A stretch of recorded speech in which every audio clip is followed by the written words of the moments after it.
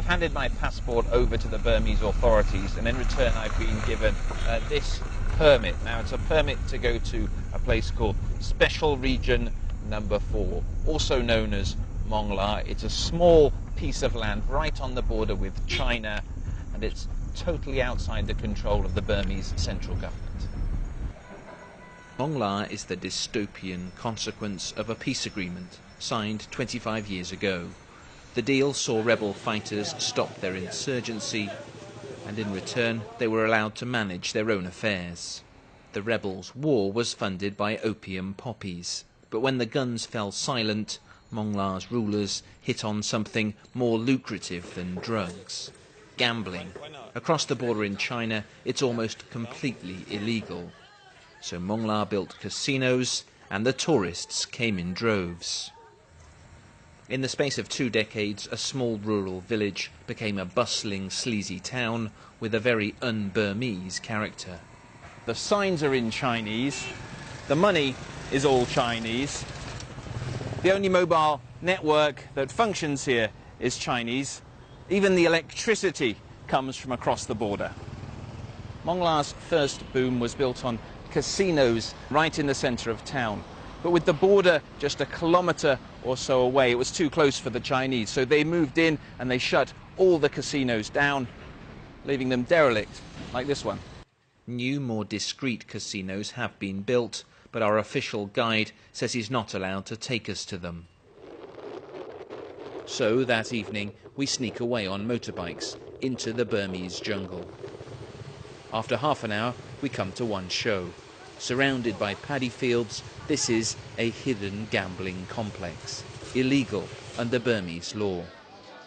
We film in secret at one of the 15 casino halls, all packed with Chinese tourists. But look closely at the people wearing headphones. The big money is being placed remotely for clients on the phone back in China. The satellite dish outside makes sure the connection never drops, and the money keeps coming in. With so many punters flush with cash, there are, perhaps inevitably, prostitutes everywhere. In booths at the market, on the side of the road, or handing out business cards in hotel lobbies. There's no real law enforcement here, so Mong La and this market in particular have become notorious for openly trading in the parts of exotic and endangered animals. We filmed secretly and saw stalls of ivory, leopard skins, tortoises and snakes. That's the hide of a scaly anteater, or pangolin. It's an endangered species, and its scales are used in Chinese medicine. Not far away we see 2 that are still just about alive. Their cages outside a restaurant. If pangolin's not to your taste, the menu also includes black bear and Burmese python.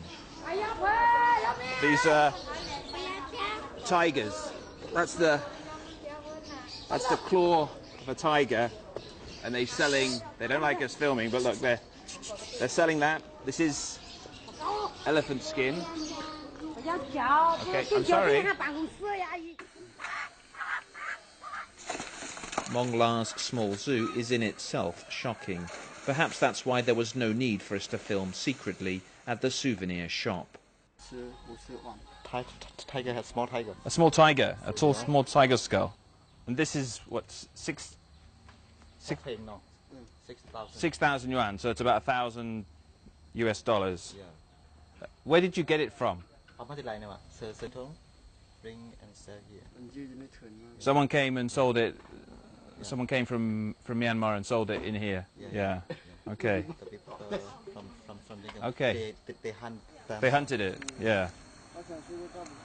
It's thought there are fewer than 4,000 tigers now living wild in the whole world.